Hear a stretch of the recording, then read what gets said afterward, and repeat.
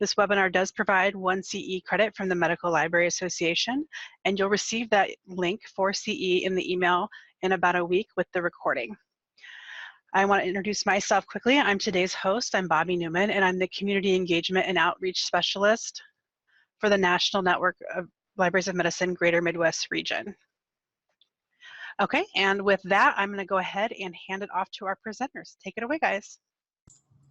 Hello, I'm Shane Hoffman. I am the Technology Services Manager with the Plain City Public Library, just a little bit northwest of Columbus, Ohio, and one of the founding members along with Kate of Team Vittles. We're a group of librarians who go around the state trying to get libraries more involved with the summer food service program and other food insecurity programs that we've been learning about as we go.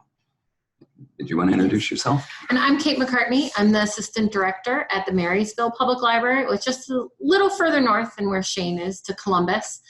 And I have been doing, my library has been a summer lunch site for 5 years now. We just wrapped up our 5th year, and we serve Monday through Friday throughout the summer with our school district being our food provider.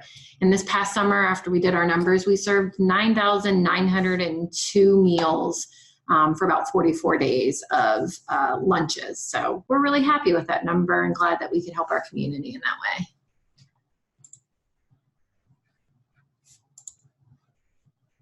Now, one of the ways we always like to begin our presentation is to let people know that you don't necessarily have to cook the food, you don't have to do the paperwork, and you don't have to pay the bills.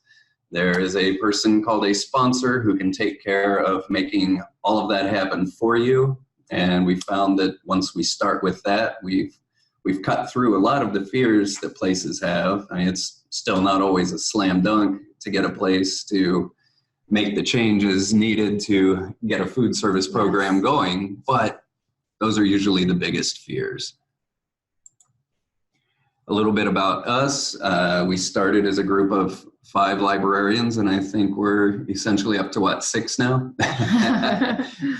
But we started as part of a leadership institute, the iLead USA in Ohio.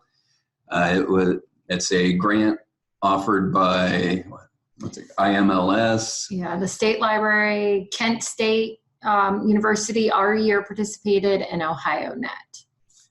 And so what we did was we spent a full day 3 times a year for that first year, getting mentorship, getting a grant to help us get started with a website and other materials that we needed to help spread information. And it gave us access to mentors across the state to help us learn how to do presentations, how to research the information we needed. It just really helped us come together, focus on our agenda, because one of the things we learned very quickly was scope creep can kill you very quickly. So what do?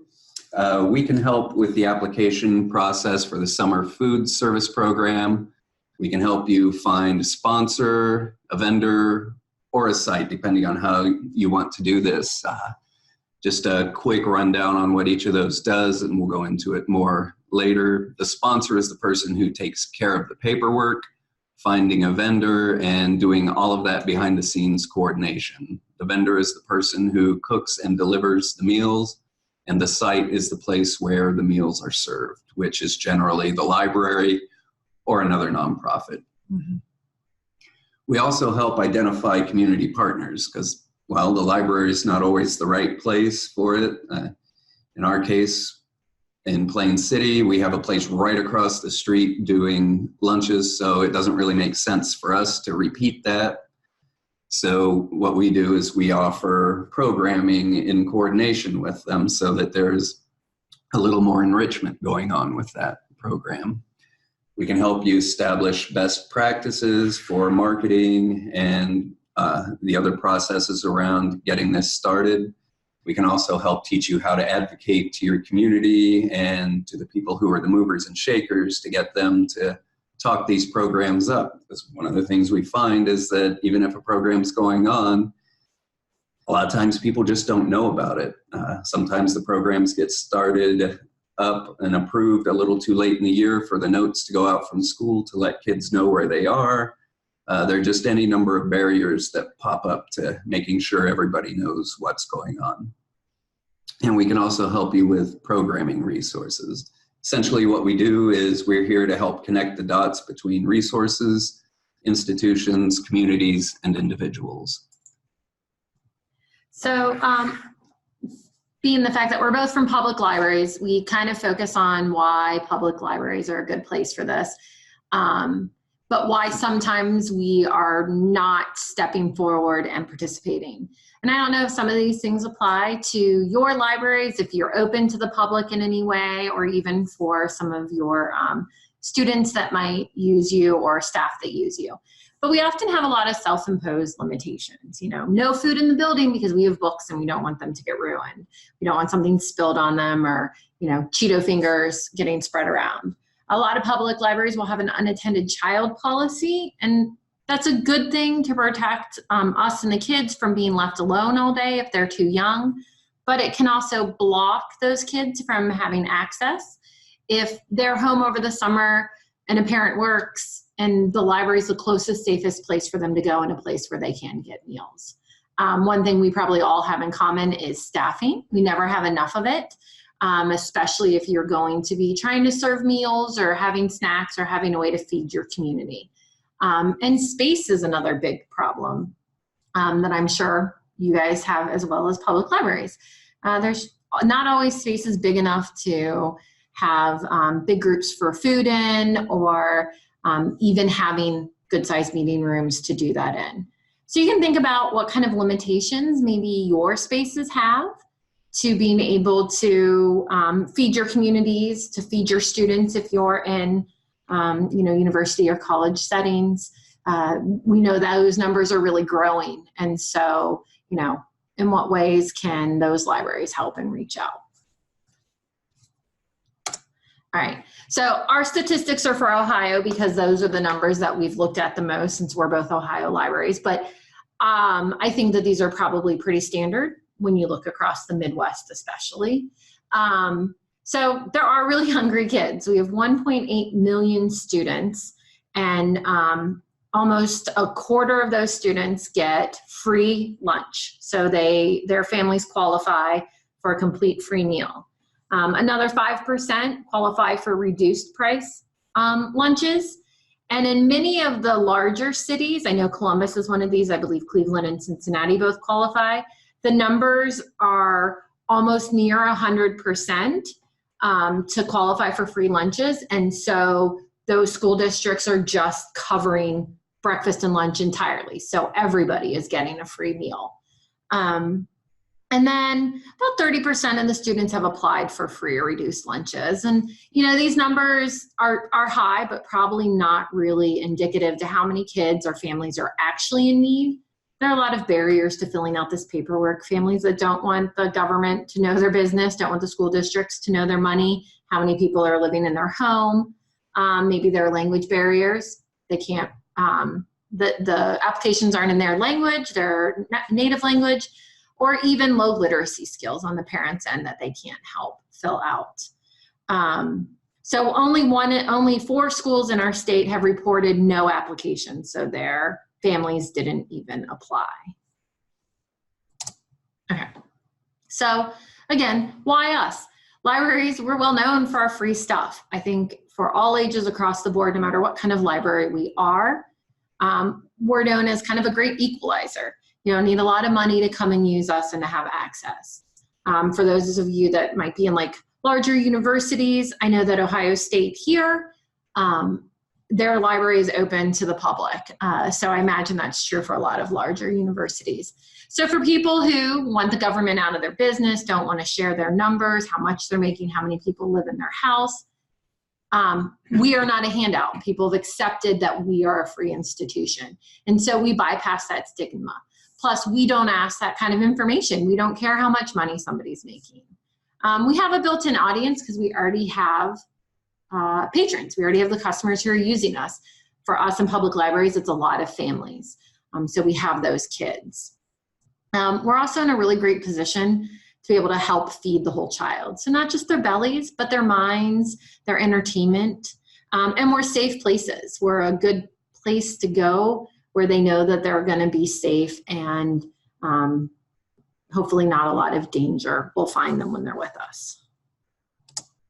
Okay. So again, these are Ohio numbers. This is just to kind of show how many libraries in our state have been participating. These numbers have been steadily increasing. I know our numbers go until 2017, and we're in 2019. We haven't collected all the numbers for this year, but I know for 2018, they did increase. So, you know, we've got 1 in every 11 of the summer food service sites are at libraries. And libraries have served, you know, almost 150,000 meals, which is an amazing amount of meals for us to be serving. Actually, that number has gone up. We've seen last year's numbers, and public libraries in Ohio now account for just over 1 in every 10 summer food services sites throughout the state. So we're doing a good thing here. All right, so getting involved. If you think that summer food service is something that could work for you guys in the summer, or even just wanting to figure out how to get food in for students who are food insecure. The FDA and the USDA kind of all work together. I shouldn't say FDA. USDA works together to do this on multiple levels. So that's kind of who we start with. They can provide mapping so that you can see what your poverty levels are like around you, where there's food insecurity happening, any other numbers that you need to find. You can usually kind of choose the data you're looking for, and it will overlay that for you on a map of your area. And this map, the link we have up, is a government link for the whole country. It's not just for us. So it's not just Ohio based. So as far as summer food lunches go, if you decided that you wanted to be a site and or a sponsor, we kind of go more into that. But like Shane said, the sponsor does the whole kit and caboodle. It does all the paperwork. It finds the food vendor. It can serve as a site if it wants, but it can also oversee other sites that are around you. And then a site is the location where the food is served. It's pretty much the easiest part of it. Here we have a sponsor summit in the spring that if you want to be a sponsor, you attend, you fill out the application. If you're a site, your sponsor will fill out for you, and you just let them know how often you want to serve, the times you're going to want to serve. And then start forming partnerships, especially if you're feeding kids. Having activities for them to do is really important after meals, because it just gives them a sense of it being more than just stop in for 10 minutes, eat real fast, and go. It kind of gives them that extra growth throughout the summer and avoid summer slide. I think this would probably be true for older students.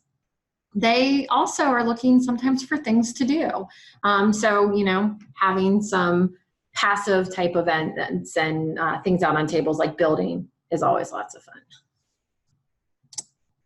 All right, so we promise you don't have to cook the food unless you have provided food service before, and then I suppose you could choose to.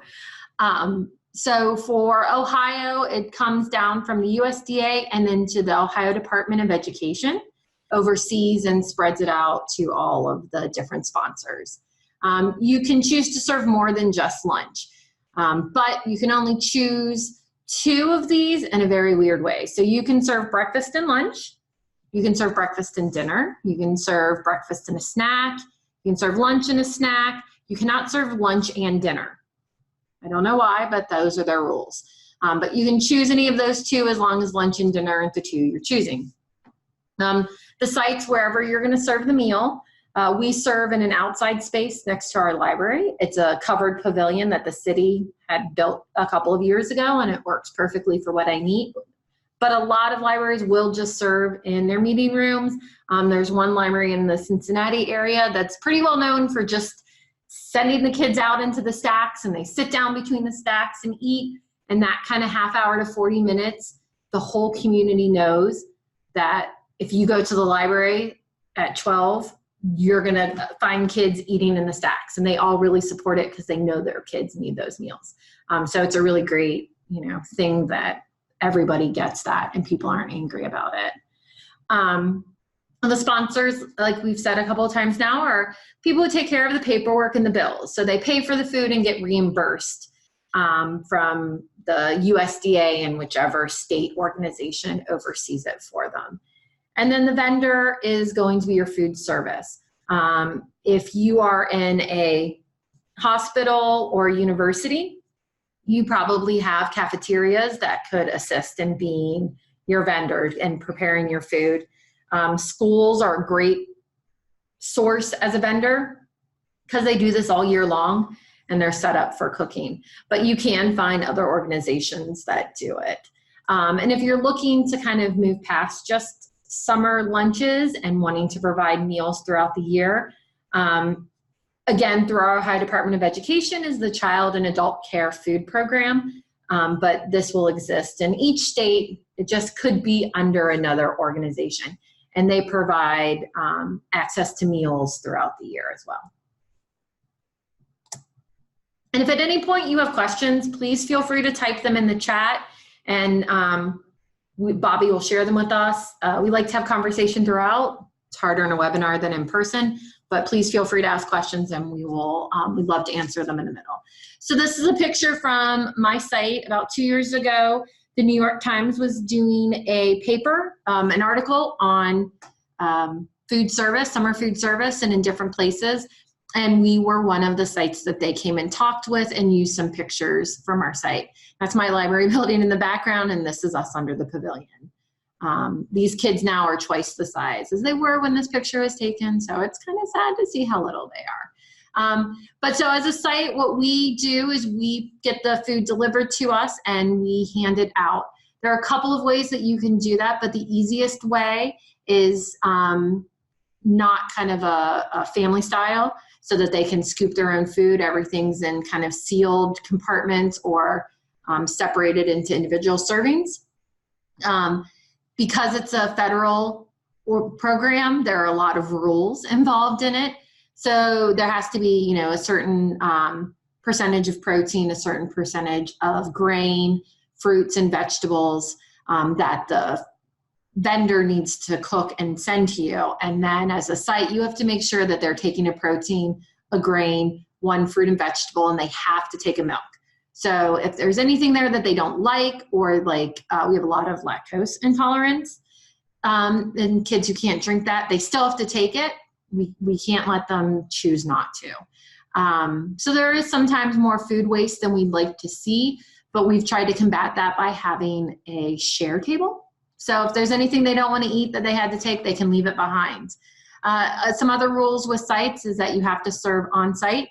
You are, they're not allowed to leave with any of the food. Hope I'm not covering something later. So yeah, they have to stay there and consume the food. They can't leave with it because there's always the fear that they're going to leave it and it's going to go bad, and then they're going to try to eat it if they take it into their car. You can't serve adults. This is an 18 and under only program. I'm trying to think of what the other rules are. Up to 21 with an education. Yes, with an IEP, the individual education protocols, they can do that up to 21. There's no need to find out what people make if they qualify for any kind of other aid or food assistance or state assistance. This is a completely free, all are welcome program. You just have to get past the rules that they've put in place. Okay. You also have to count everybody. So that can be kind of hard. If you have a lot of people coming, it's really easy when it's a small group that you get to see every day. We do have to temp our food and we have to serve it pretty quickly so that, hot food stays hot and cold food stays cold. But the nicest part is that, we don't have a kitchen, and so we don't have to worry about how we're making the meal. We just get to be there and pass it out. Okay, so the sponsor, they don't have to make the food necessarily either, but they fill out all the paperwork. They will make sure that all the bills get paid, and then they get all the reimbursements. And it varies from year to year. I think this past year is about $3.08 was the reimbursement rate per meal. So for every meal we served, our sponsor got reimbursed $3.08. And some of that covers food, some of it covers supplies and labor costs. So they are able to take that money and spread it out over all of their costs. So finding a sponsor, depending on your area, can be easy or really difficult. If your area does any kind of sponsor summits in the spring, definitely attending one of those or reaching out to that group would be a great way to find one who is taking on new sites. Talking with schools, churches tend to be the highest number of places that provide them. But we have a lot of areas around us that are, what would you call them, sort of religious affiliated, nonprofit groups that focus on having food banks and feeding all year long. And so they've incorporated being sponsors into their work, and then they will go out to the different sites. But other places to look is any place that has a kitchen and is used to providing meals and working with those government USDA organizations. So senior homes, again, hospitals could be a great place, latchkey programs, sky's the limit when you're looking for someone to provide your food. If they believe in your cause, oftentimes they really want to work with you. Okay, so if you don't have enough space, so you can take it outside the building. We serve outside. If being a site is something that maybe isn't feasible for you, you can find sites near you and maybe offer some programming with them. And even if not you, if you can connect some of the departments within your universities or hospitals to reach out and be willing to go out and do some fun programming afterwards. Kids love hands-on stuff. They love to do STEAM. They love to play games and move around. So it's a really great way to get some of those healthy physical aspects tied in with the healthy foods that we are serving. And then finding other people in the community that also really support this and want to work with it and want to help you be successful in the roles that you want to try to play in summer food service. And then regardless of where you go, you're going to need partners. You need a plan. And I think you need to have the why. Like, are you just wanting to see if you can serve food? There are hungry kids, but why are you a good source to do it?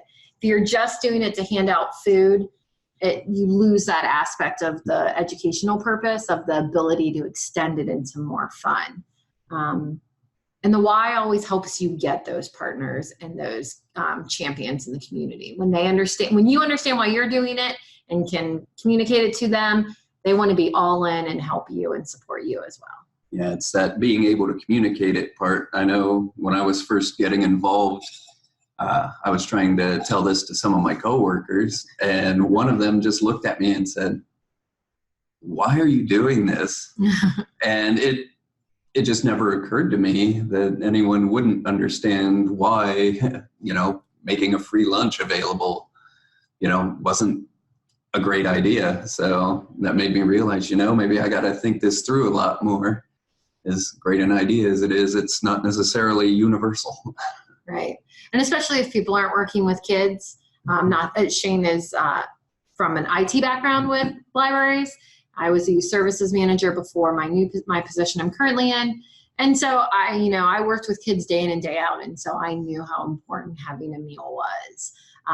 And so for people outside of that department, it can seem a little more confusing on why you might have that passion. Okay, so breaking on through.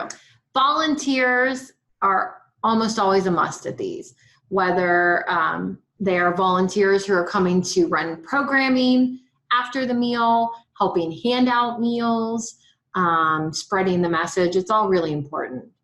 Getting the time right. So for my site, we serve at noon because the majority of the food we're serving is to our storytime crowd and then our school age crowd. We have programming on both sides of our lunch for those two age groups. And so they're the ones that we see the most. So serving at noon is really great.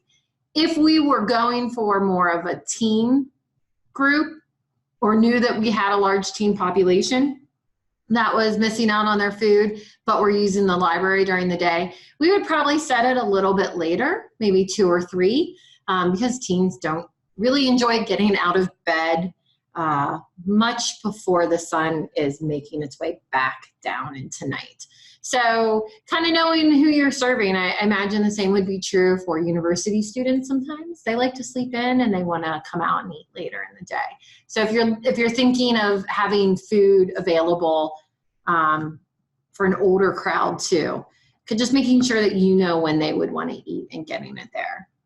Making sure that you are not on the wrong side of the road. We have many lunch sites, including one that Shane tried to work out, where literally the map of where the need existed, and so where he could serve, was ended across the street from him. So his library was just outside of the area by a street crossing. Oftentimes the organizations, especially for kids' lunches, our Department of Education will do anything they can to help us problem solve that because they want to serve kids. And I imagine that most of the groups will do that. So depending again on who your audience is, the people working in the organizations providing the money and the food are going to want to try to make it happen for you. If you have a hard time finding a sponsor, that can be difficult, but you just keep looking. Some of our sponsors have required deposits. They want someplace to give them money up front and then we'll kind of take their meals cost out of that as it goes. It's not a great way to do it just because oftentimes as public libraries, and I imagine for some of your libraries, if you were looking to get involved in food service in any way or having some snacks available for your food insecure folk, it's that we often don't have money sitting. All of our money is budgeted out, and there's not usually a budget for snacks or food for the library patrons. Sometimes sites will have 1 or 2 people who show up every day or get really high numbers and really low numbers, and that can make it hard for food. Prepared meals you cannot donate anywhere or reserve, so you have to serve them the day that they are delivered to you. And so if you think you're going to get a lot of people and it's a day you get really few people, you have a lot of food that's going to go to waste. The other side of that is if you don't have enough meals, you turn people away, which we've had to do at my site where we run out of food and we just have to say, I'm so sorry, please come back tomorrow. I'm lucky enough that the school I work with is involved day in and day out, not just once a week or once a month. And so we're able to say, hey, we need 10 more meals tomorrow because we turned away 5 people, and they can get that for us. And they can sometimes take food back to their kitchen and reserve it the next day because they get it back quickly enough to get it into cold or freezers or coolers fast enough, which libraries aren't necessarily going to have those bigger refrigerators for that food. And if your sponsor has been at this a while, they're going to be pretty good about saving your rear end if you're consistently over ordering. And then I know one of the sites we helped get started, they kept trying to order way too many meals, and their sponsors stepped in and helped them estimate their usage much better, and over the long run save them a lot of money. And I did talk to one of our sponsors, and they explained why they require deposits. Sometimes the sponsors are very small organizations, and they have to pay the vendors in order to keep the food coming, but they have to pay the vendor before the reimbursement comes back from the state. So it's the only way they can stay in operation, helping keep this rolling every summer.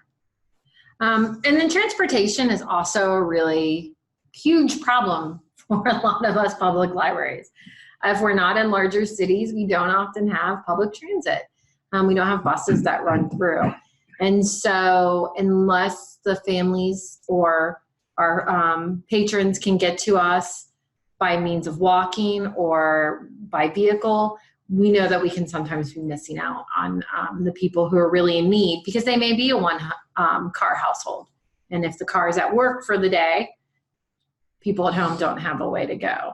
Another problem we run into in our area is being too remote. So we'll have small pockets of crossroads where there might be a dozen or 2 dozen houses, and then nothing nearby to serve in, or the closest site in kind of a larger, more populated area is very far away from them. And getting the food out to those remote locations can be more difficult to make sure that, we can hit them all at one time. There are some summer food service programs, the sponsors, that have buses or vans in which they drive around from small location to small location, dropping off 10 or 15 meals and then moving on to the next one. So there are definitely ways to work through these.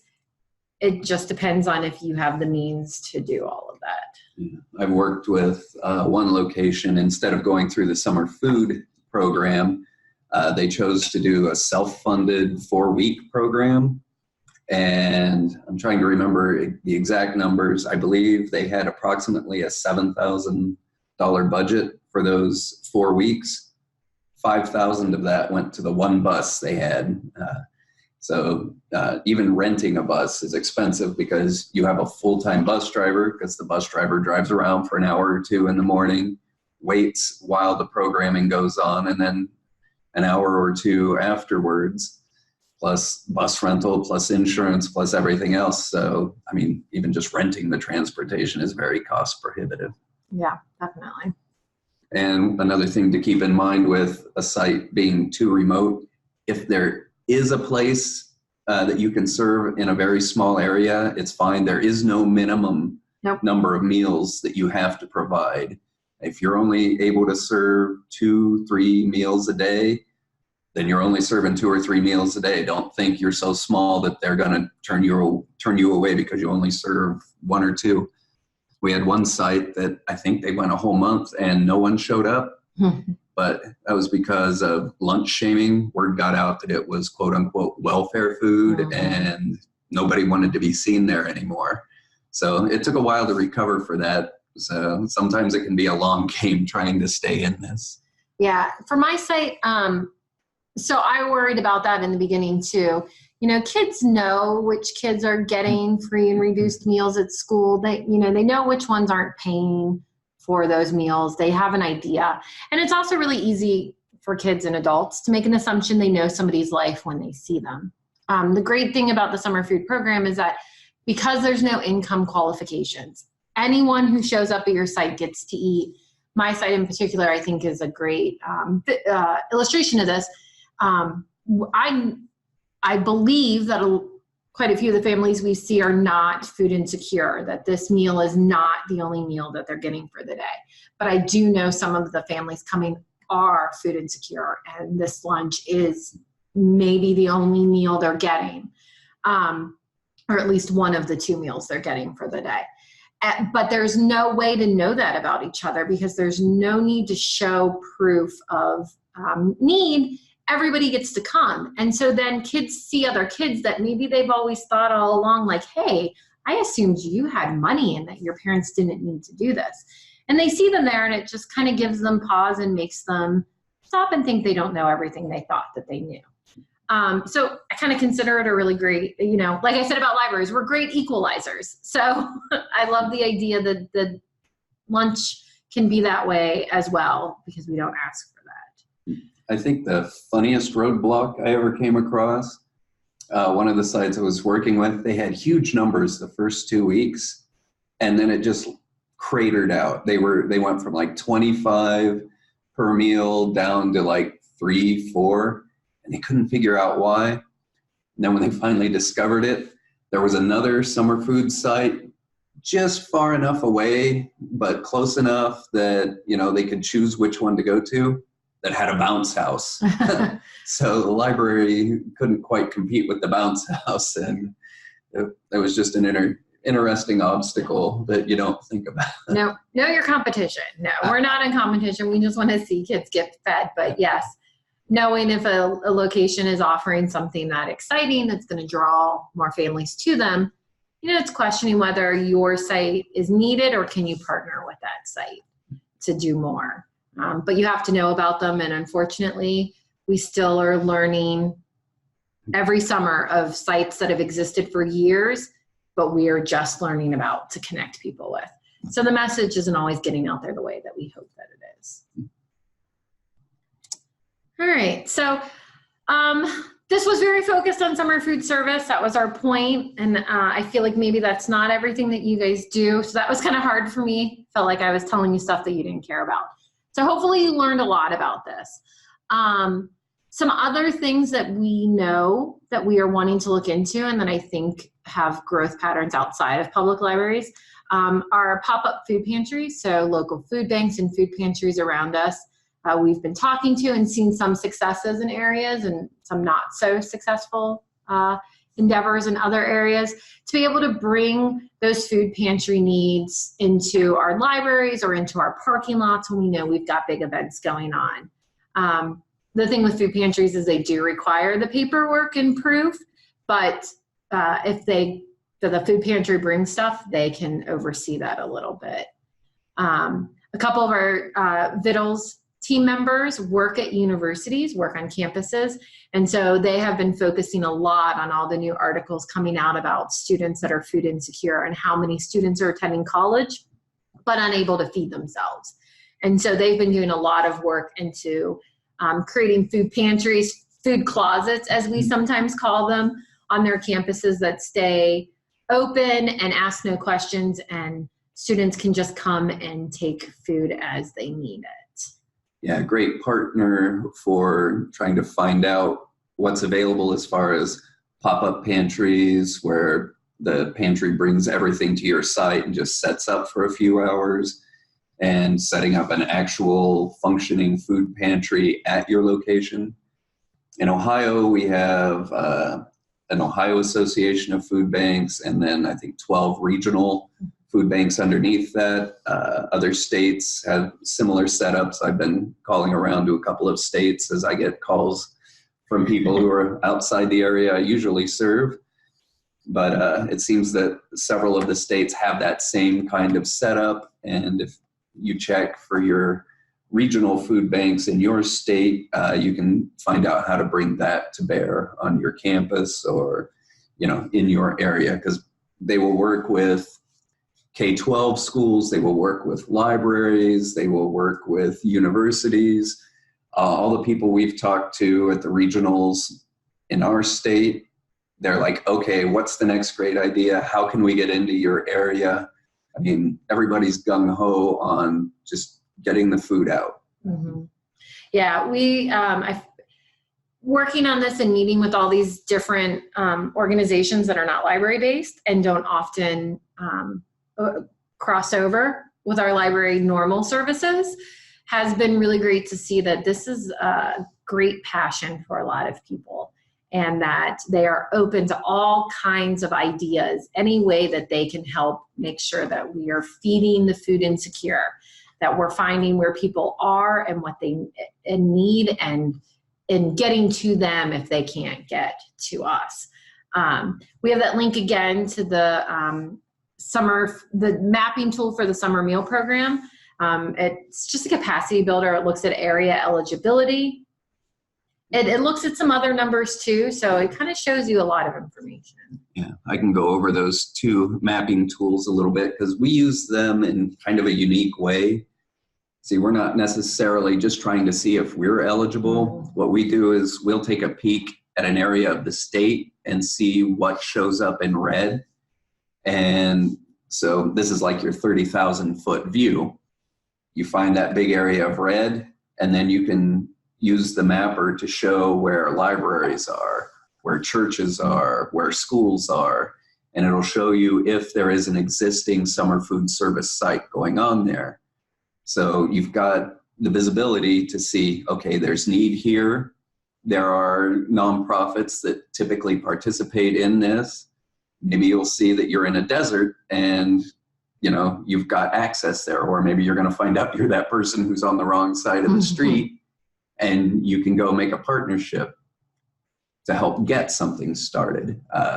One good thing I've found with universities is when you can get in with their community engagement office, the students are looking for things to do in the summer, and the kids in the summer food service program look up to those college kids like crazy.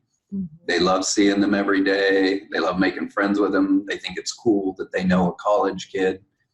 So having that particular partnership is good for the kids. It gives them role models and mentors a lot of the time. Yeah, definitely. And yeah, our last line here, this is a recycled slide. So we did have a follow-up for this that went more into some of the things we've done with the regional food pantries, and that we've actually got another meeting with them tomorrow to try to find some more ideas. And this last slide is some contact information. Kate and I and my email addresses are up at the top. The rest of our team is below that. Janet Dwyer at the State Library of Ohio is a fantastic resource. She's sort of what could we call her? Like the fairy godmother of Team Vittles. Yes. She's our go-to person, and I think she was one of the two people at the State Library who really got Ohio libraries involved in summer food service and pushing these initiatives.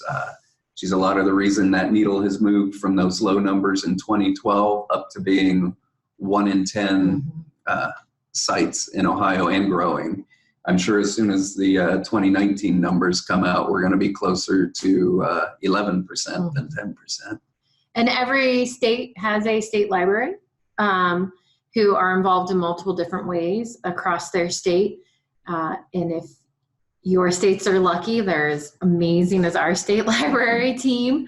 All our consultants are really incredible. So if you've never reached out to your state library, I would encourage you to look at what they have to offer and make some contacts with people there if food insecurity is something you want to help battle.